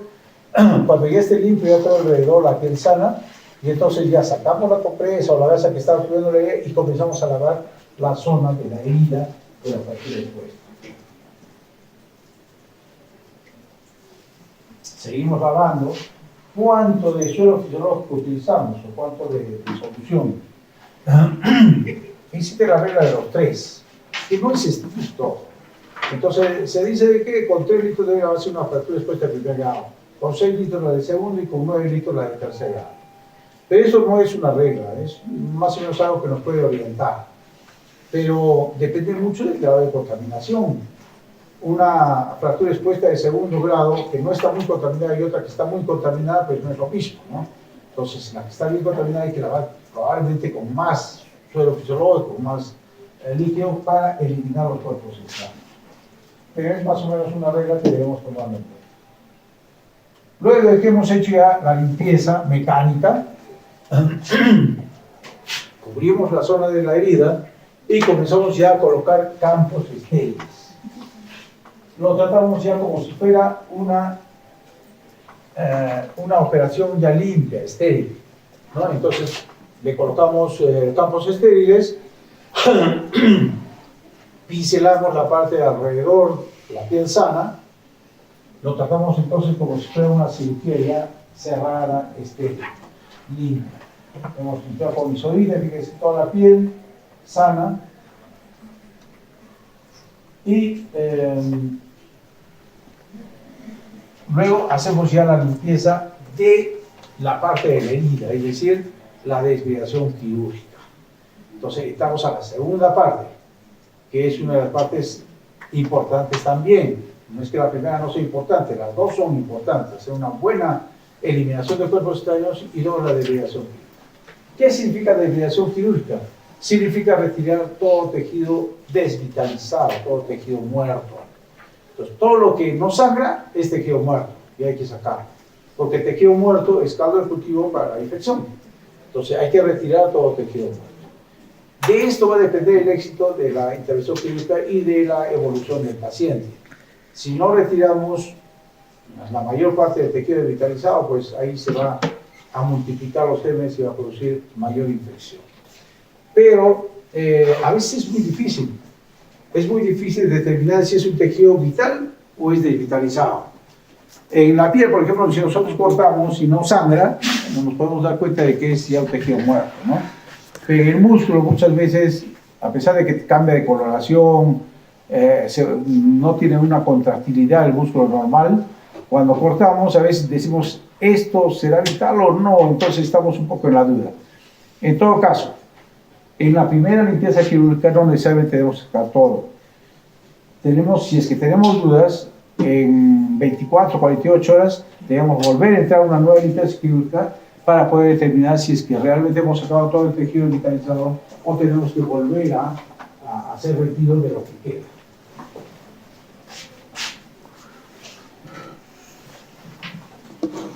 El desviamiento o la desviación comienza del exterior al interior. Es decir, primero la piel muerta, macerada, debe ser retirada, la grasa subcutánea igual, el músculo, hasta encontrar un músculo rosadito y sangrante, que a veces es un poco difícil, pero hay que hacerlo. El tendón intacto debe ser limpiado, el tendón hay que tratar de no sacarlo, no retirarlo. El tendón ustedes saben que no tiene mucha irrigación, o sea, si ustedes cortan no va a sangrar. Pero eso no significa que esté desvitalizado, entonces hay que tratar de mantenerlo, limpiarlo bien y tratar de mantener los tendones. Los bordes óseos, sí, a veces están contaminados, eso incluso con una cureta. ¿Conocen las curetas? Nosotros con unas cucharas que hay que raspar todo lo que está contaminado. Preservar las estructuras neurovasculares es importante y preservar y asegurar el soporte sanguíneo al resto de las estructuras que quedan. Entonces ya tenemos la herida limpia y lo que tenemos que hacer es debilitar. Sacamos todo el tejido vitalizado. En este caso se ha sacado ya todo el tejido vitalizado y vemos ya todo el tejido vital, ¿no? Todo el tejido que está sangrando. Terminamos de hacer hemostasia. Hacemos hemostasia y en este caso, por ejemplo, como en muchos casos, va a quedar pues una herida abierta. No vamos a poder cerrar todas las partes blandas. Es, por ejemplo, las de tipo 3B, ¿no? Que no se pueden cerrar. En ese caso tenemos que hacer pues, procedimientos para después cubrir las partes blandas, que era el tercer objetivo, ¿se acuerdan del tratamiento de las fracturas expuestas? La cobertura de partes blandas.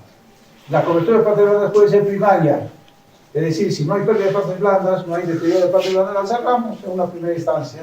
Trata de no cerrarla de forma muy hermética porque puede haber una complicación que es el síndrome compartimental, que vamos a hablar después. Entonces hay que evitar eso y tratar de cerrarlo sin mayor tensión.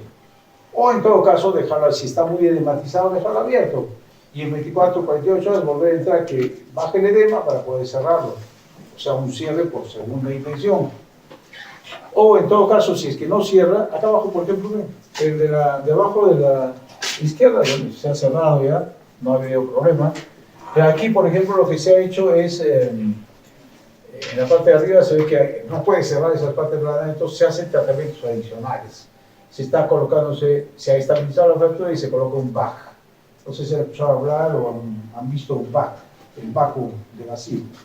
Es un procedimiento en el cual se coloca herméticamente pegadas unas esponjas a la herida, a toda esta herida, fíjense, se han colocado unas esponjas y tiene un succionador, una tubería que va a un aparato que succiona. Y entonces lo que hace es succionar toda la parte de la herida. Lo succiona, ¿para qué? Para mejorar la granulación y sacar también toda la secreción, si es que está infectado, sacar toda la secreción purulenta que hay. Entonces lo limpia más fácilmente. Y eso se deja así durante una semana y lo limpia bastante, ¿no? A la semana se cambia, se puede volver a cambiar otro bar, o si no, si está limpio ya, hacer una cobertura, si es que ya está granulado, pues poner injertos de piel, y si es que no se puede, de repente hacer hasta colgajos, ¿no? ¿Saben qué es colgajo, no?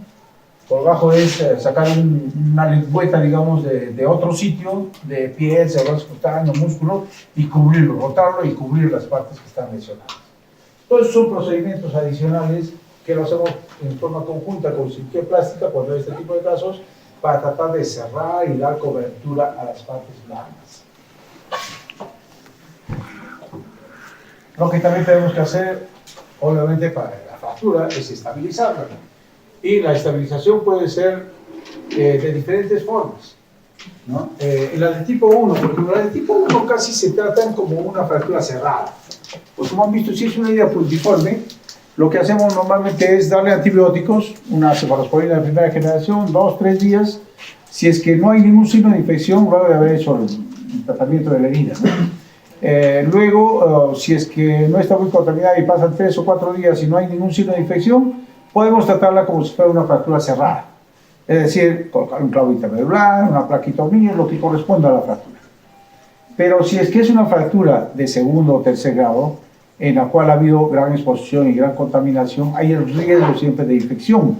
Y si nosotros le colocamos un implante, ya sea placa, tornillos, clavo intermedular, etc., hay alto riesgo de infección, porque los metales que colocamos no tienen defensas y ahí es donde se mantienen los gérmenes, ¿no? Entonces, para evitar eso, lo que se coloca en estos casos es un fijador externo, ¿no? Para tratar de estabilizar la fractura y mantener, hacer las intervenciones que requieren de circulación y las que sean necesarias para evitar que se movilice la fractura. Si no tenemos un fijador externo, pues una férula de yeso incluso, ¿no? Vamos a colocar una ferulita para inmovilizar. Si es una fractura que está más o menos alineada y es una fractura expuesta de primer grado, incluso le podemos colocar un yeso y hacer como tratamiento definitivo.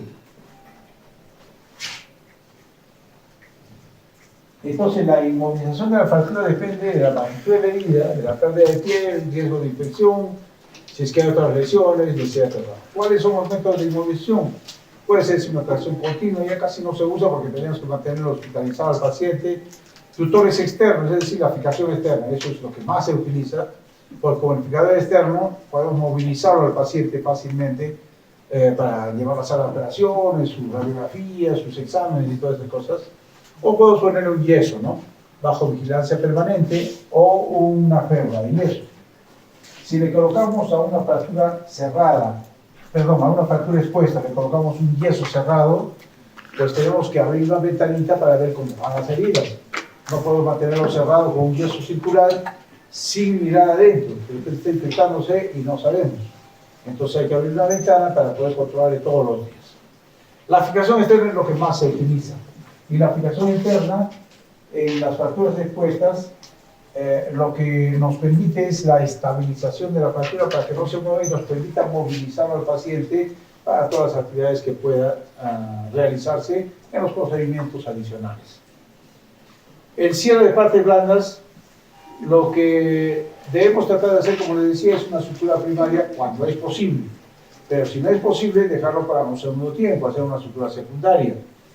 Entonces, no necesariamente tenemos que hacerlo en forma inmediata. Y cuando cerramos las partes blandas, tenemos que evitar dejar expuestos ciertos elementos anatómicos, porque se desecan fácilmente. Por ejemplo, el hueso, los tendones, los nervios, los vasos sanguíneos. Esas estructuras debemos evitar dejarlas expuestas así en la herida. Hay que tratar de cubrirlas, hacer corajito de repente con músculo, tratar de meterlo por debajo del músculo para que le dé nutrición, que no se deseque, que no se mueran esos tejidos.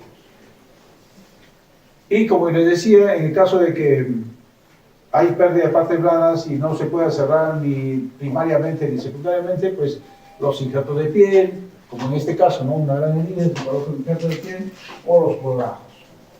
Por ejemplo, acá, un colgajo, una herida, entonces se diseña un colgajo, se tracciona y después se cierra. Hay colgajos libres también. Por ejemplo, acá hay una gran lesión de partes blandas, se puede sacar de diferentes lugares, se puede sacar de más arriba del muslo, se puede sacar de la zona escapular,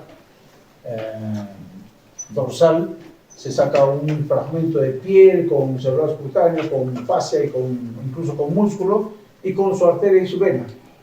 Entonces se saca un fragmento de ese tejido y se traslada al lugar donde falta, se diseca una vena, una arteria y se conecta con la vena y la arteria para que sobreviva ese colgajo. Eso se llama colgajo libre.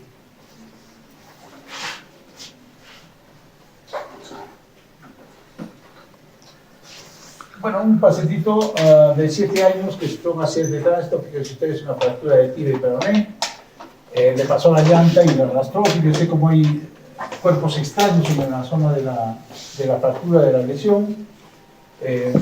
Lo entramos, vino por emergencia, lo entramos a sala de operaciones y lo que le hicimos es una limpieza quirúrgica. Le hicimos una rotación de colgajo porque acá estaba expuesto el hueso, toda la tibia, y no tenía cómo cerrar. Entonces le hicimos un corte en la parte posterior, jalamos todo ese colgajo para tratar de cubrir el hueso. Como le digo, el hueso no debe quedar expuesto, si no se deseca y se muere. Entonces le hicimos una rotación de colgajo para que cubra el hueso, pero de todas formas en la parte donde hemos sacado el colgajo quedó abierto, fíjense acá. Entonces hicimos un corte acá, todo esto lo subimos para cubrir el hueso y lo cubrimos, logramos cubrir, pero quedó una herida que después poco a poco se fue limpiando y que tuvimos que hacerle otros procedimientos. Se le ha colocado un fijador externo. Este es, fíjense, del año 2006, hace 20 años, ¿no? 20 años. Utilizamos unos fijadores externos descartables ya. Es decir, se colocan clavos y se colocan con unas barras de aluminio y cemento acrílico, es decir, se fija ya con eso. La idea es que no se movilice la fractura, con esto se estabiliza, ¿no? Y le permite, como ven ustedes, levantar la pierna sin que se mueva la fractura, hacer procedimientos. Le hicimos limpiezas quirúrgicas, varias limpiezas quirúrgicas. Cuando ya estaba ya granuladito, limpio la herida, pues se comenzó a hacer los injertos de piel, se colocaban injertos de piel a las heridas. Fíjense, se colocan los injertos de piel y ya prácticamente se cubre todo. Y ya después de 2 o 3 meses más o menos, ya todas las partes blandas están curadas. Y como lo mantuvimos con el fijador externo, y era un niño, la fractura prácticamente consolidó, fíjense, tiene un buen callo en el foco de fractura. Entonces, el fijador externo se puede utilizar en forma temporal para estabilizar la fractura mientras se curan las partes blandas, o se puede utilizar en forma definitiva también. ¿Ya? Lo ideal es utilizarlo en forma temporal para después hacer una autosíntesis, ¿no? Pero como en este caso se puede utilizar en forma definitiva y los resultados, como ven, son bastante buenos. Finalmente ahí lo tienen al paciente, ya con todas las partes blandas cicatrizadas y la fractura consolidada. Lo único que nos quedó es retirar el fijador externo y que comience con la rehabilitación. ¿Qué complicaciones puede traer las fracturas expuestas? La primera, pues si está abierto y está en contacto con el medio ambiente, infecciones. Síndrome compartimental, ya decíamos, ¿no? Si el traumatismo puede producir el síndrome compartimental, retardo de consolidación o observatosis, porque como se lesionan las partes blandas que dan la irrigación a la zona de fractura, pues no consolida bien la fractura, y la prolongada inmovilización puede llevar a rigidez articular. Para eso evitar la inmovilización del paciente. Muy bien. ¿Preguntas? En esta primera clase hacemos fracturas expuestas y además el otro tema es síndrome compartimental.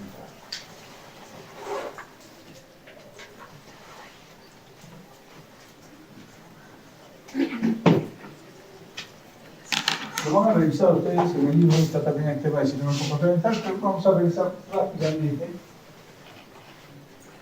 esta complicación que se produce en algunos traumatismos. ¿Qué es el síndrome compartimental? Es una condición caracterizada por el aumento de la presión en un espacio cerrado con un gran potencial de causar daños irreversibles al contenido del mismo.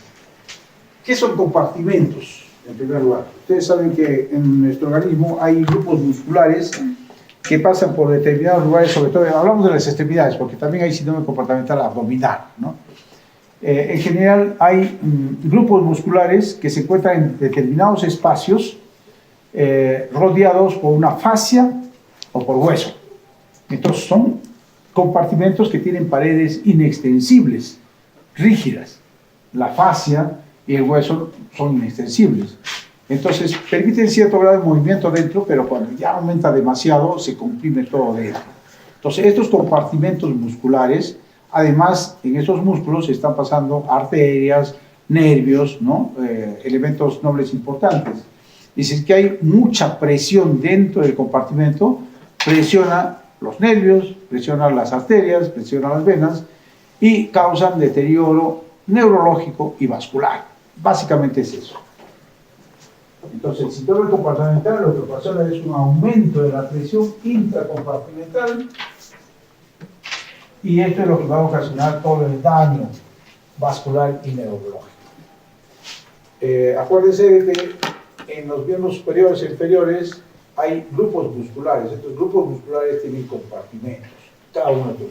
Por ejemplo, en la pierna, este es un corte transversal de la pierna. Acá tenemos la tibia y el peroné. Entonces hay compartimentos anteriores, compartimento lateral, compartimento superficial posterior y compartimento profundo, posterior profundo. Entonces hay 4 compartimentos, por ejemplo, en la pierna. En el antebrazo igual hay compartimentos anterior, posterior. En la mano hay compartimentos igual para cada grupo muscular. Para los interóseos, lumbricales, por ejemplo, hay compartimentos. Un traumatismo en la mano puede ocasionar síndrome compartimental también en la mano, tanto en el torso como en la palma. En el húmero igual tenemos 2 compartimentos, anterior y posterior, en el muslo, en la pierna, etc. Entonces, estos compartimentos que están formados por grupos musculares que también tienen su arteria y su nervio, es importante evitar que haya un aumento de la presión grande en esta zona. Entonces, la elevación de la presión intersticial dentro del compartimento osteomiofacial cerrado es una emergencia quirúrgica. Un traumatismo puede ocasionar edema y esto es lo que ocasiona ese problema. Entonces, hay un aumento de la presión intercompartimental.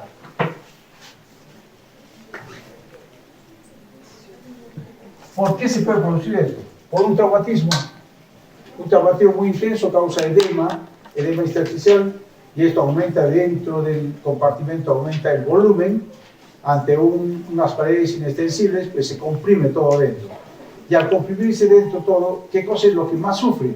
El nervio y los vasos sanguíneos, ¿no? Deterioro del nervio y los vasos. Entonces, ¿qué puede ocasionar? Las fracturas, lesiones por aplastamiento, que ocasionan edema, las luxaciones, o sea, todos los traumatismos que pueden ocasionar también este tipo de edemas, aumento de volumen, hemorragias y hematomas, un traumatismo que ocasiona un hematoma, el hematoma aumenta la presión dentro de ese compartimento y ocasiona presión a las arterias y a los nervios.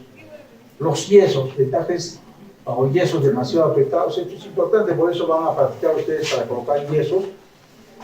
Uno de los riesgos, si coloque muy apretado, muy ajustado un vendaje, ya sea elástico o de yeso, es de que comprima toda la extremidad y eso ocasiona un sistema compartimental, que eso es grave. Las quemaduras extensas, en estos casos, las escaras que se forman alrededor pueden ocasionar compresión de todos los tejidos blandos y algunas intervenciones quirúrgicas, ¿no? Por ejemplo, se ha visto algunos casos cuando se hace artroscopía. Cuando hacemos artroscopía de la rodilla, por ejemplo, se introduce suelo fisiológico para que distenda un poco la articulación y podamos visualizar mejor dentro. A veces se utiliza una bomba para que entre a cierto grado de presión y que aumente la visión dentro de la articulación. Entonces, a veces cuando hay algunas lesiones, puede pasar por las partes blandas y llegar hasta la pierna y producir un aumento de la presión intercompartimental en la pierna o en el muslo y producir este síndrome compartimental también. ¿Cómo es el cuadro clínico? Lo que es ya conocido son las 6 P's, ¿no? Que está en inglés, pero hay signos y síntomas que se aprecian de inicio en los casos agudos y otros que se presentan después con el tiempo, con las horas, ¿no? Lo que más frecuentemente se presenta en el inicio son las parestesias, el dolor, el aumento de la presión, es decir, nosotros lo tocamos y está duro, y la palidez. Pero ya con el tiempo se produce la palidez, parálisis y disminución de los pulsos. Eso es ya cuando pasan ya muchas horas, cuando ya está instalado el proceso del síndrome compartimental. Lo que más debemos tomar en cuenta, qué cosa es para hacer diagnóstico de síndrome compartimental, el dolor.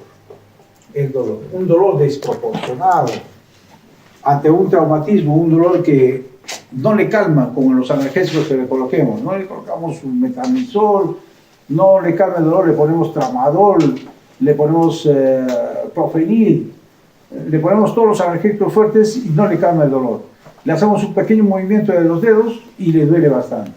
Y entonces, desproporcionado el dolor, debemos pensar inmediatamente en síndrome compartimental.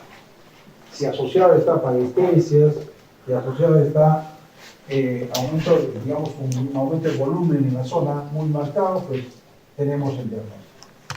Como decíamos, el dolor es intenso y desproporcionado, movilizamos los dedos y le duele bastante, que no cede con los analgésicos, es el síntoma más importante. Las parestesias también se presentan al inicio, nos indica ya que hay una presión a nivel del nervio, es decir, está presionando el nervio, está presionando la esquina y eso está ocasionando ya parestesias.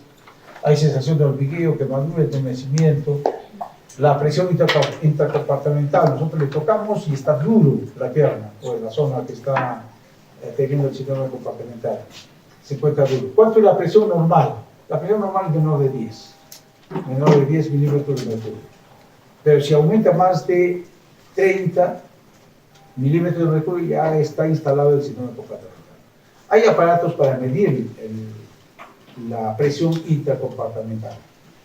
Creo que en Arequipa nadie tiene, pero en realidad el diagnóstico es básicamente clínico. Lo que nos ayudaría a medir el síndrome, el compartimento, la presión intercompartimental, sería nada más, digamos, académico para saber si cuánto está aumentando, ¿no? Pero lo más importante es la clínica. Esto es lo más importante. Si tenemos esta clínica, inmediatamente hacer el tratamiento del síndrome compartimental. Ya si los tardíos son la palidez, parálisis, ausencia, se puede decir cuando ya está demasiado comprimido ya, incluso ya baja el dolor. Baja el dolor, ¿por qué? Porque comprime tanto el nervio que ya pierde la sensibilidad. Y entonces uno puede decir que ya se le pasó ya el problema, pero no, al contrario, ha avanzado bastante el problema y debemos actuar lo más antes posible. Entonces decimos que un dolor desproporcionado a la lesión aparente es un hallazgo temprano en común. El dolor profundo, persistente, las parestesias, el dolor al estiramiento pasivo de los dedos, la palidez, la sensibilidad disminuida, todos esos signos que se presentan con las horas. Lo que tenemos que hacer, esto también es otra de las urgencias. Lo que estamos hablando son, tenemos, fíjense, dos urgencias en traumatología: las fracturas expuestas, síndrome compartimental, luxaciones, artritis séptica, osteomielitis aguda. Esas son todas las emergencias que tenemos en traumatología. Por eso es que en las cuales descansamos más o menos tranquilos. No tenemos mucha emergencia, ¿no? Si llega alguno de estos pacientes, pues tenemos que entrar a la sala de operaciones, ¿no? Igual las artritis sépticas, síndrome compartimental, lo más antes posible hay que entrar. Entonces, ¿los exámenes auxiliares nos ayudan? No mucho. Le tomamos la radiografía, vamos a ver que tiene fractura, o de repente no tiene nada, tiene solamente una contusión nada más, pero está aumentando el volumen y eso nos produce el síndrome compartimental.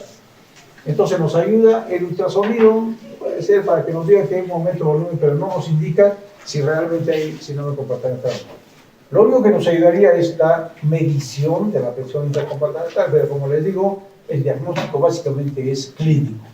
Algunos otros exámenes que nos pueden ayudar a determinar de repente que hay daño de los tejidos, pero no nos hace el diagnóstico de síndrome compartimental. En cuanto al tratamiento, entonces, el manejo inicial involucra el retiro de cualquier tipo de movilización o prenda que puede estar causando elevación de la presión compartimental. Es decir, si tiene un vendaje elástico que está muy comprimido, se cortarlo. Si tiene un yeso que está comprimiéndole, está muy hinchado y el yeso le está presionando, hay que sacarle ese yeso. Entonces, cualquier cosa que le esté presionando, hay que retirarlo. Se recomienda mantener la estabilidad a nivel del corazón para mantener una buena perfusión de la estabilidad afectada. Algunos decían de que si está edematizado, pues hay que mantener la pierna elevada, ¿no? Para que baje el edema. Darle corticoides no hace nada, ya se han hecho estudios que no ayudan mucho, ni los corticoides, ni los antiinflamatorios.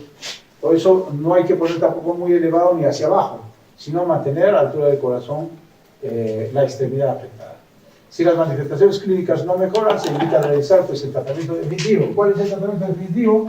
La fasciotomía.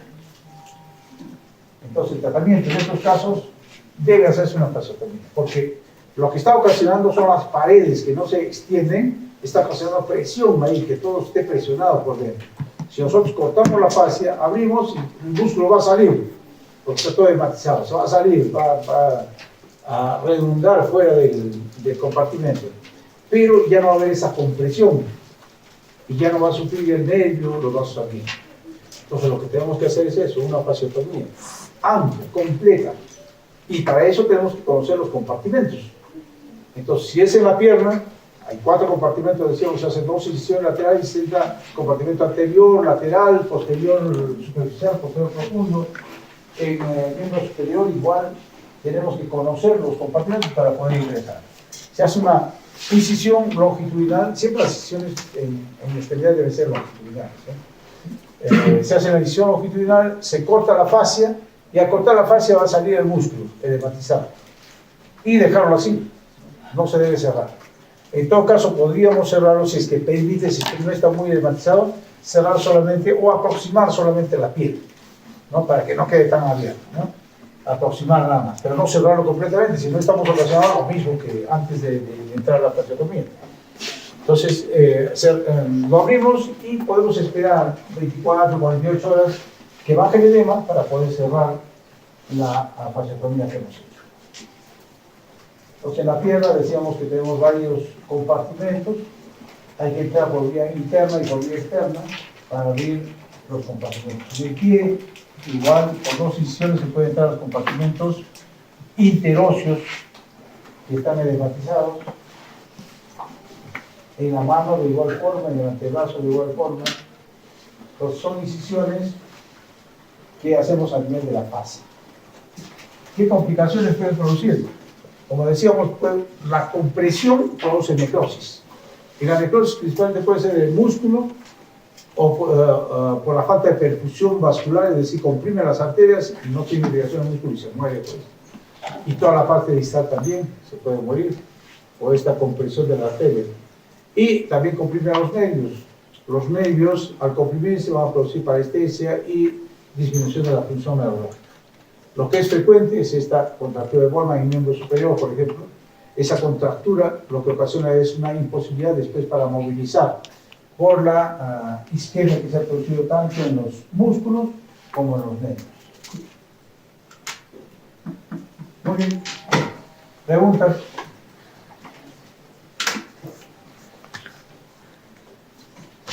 ¿Cuánto tiempo se puede esperar si la extremidad está ralentizada y todo y está reducido la temperatura? ¿Cuánto tiempo se puede esperar para algo que se produzca en la necrosis?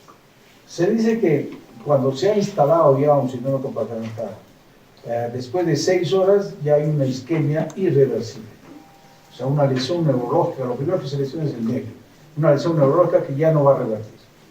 Pues por eso tenemos máximo 6 horas. Pero lo que tenemos que esperar no que se presente el síndrome compartimental y esperar a que evolucione, sino que no, si es que tenemos ya sintomatología que nos hace sospechar de un síndrome compartimental, inmediatamente entra. Ponemos en la balanza estas dos cosas, ¿no? O sea, si tenemos la sospecha, alta sospecha, pero no es un síndrome compartimental, ¿qué le vamos a hacer? Le vamos a hacer fasciotomía. ¿Eso le va a ocasionar algún problema? Cicatriz, herida, huella. Pero si es que lo tuviera, le vamos a salvar esa pierna. Entonces, obviamente que tenemos que evaluar clínicamente, ¿no? Clínicamente, si es que tiene, más importante síntoma es el dolor. Un dolor que está incrementándose cada vez más. Nosotros los párpados está duro cada vez más. Normalmente los músculos uno se agarra es blando, ¿cierto? Pero ya se ponen como piedra, ya duro, entonces hay algo ahí, ¿no? Y si le duele mucho, es un síndrome compartimental. ¿Alguna otra pregunta?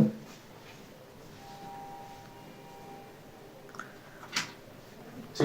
¿Cuál sería el punto de corte temporal entre los signos tardíos y los signos tempranos? Como se ha mencionado ahí, a veces a las 2 horas, a 4 horas ya se producen signos tardíos, signos de lesión neurológica, ¿no? Y como decíamos, no debemos esperar que pase 6 horas. Si ya pasa 6 horas, ya hay una lesión irreversible. Entonces hay que hacerlo antes de eso.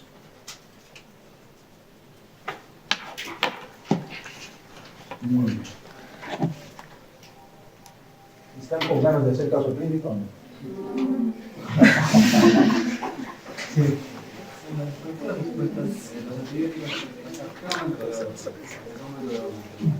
¿Hasta cuándo se debe mantener?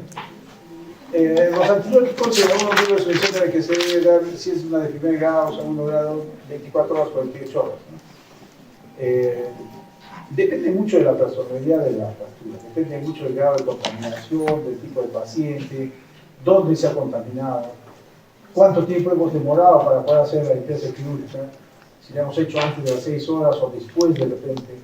Entonces depende de muchos factores para poder determinar cuánto tiempo dar. Nosotros por seguridad le damos pues 5 días, 5 a 7 días. Pero ustedes van a ver que en los libros, en las revistas, indican que se puede dar 24, 48 horas, y es cierto, a veces dicen una sola dosis nada más de antibiótico.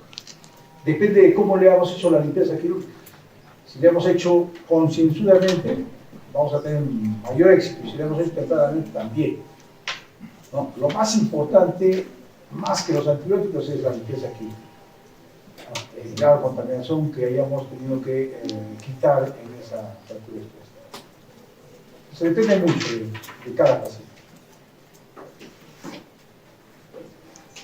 El tipo de paciente, ¿no? Los pacientes a veces que vienen son desnutridos, no tienen buenas defensas. Tratamos de darle más tiempo al antibiótico.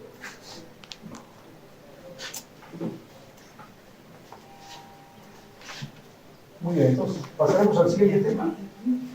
Un descansito, ¿nos damos? ¿Sí? 10 minutos, ya de descanso y pasamos al siguiente.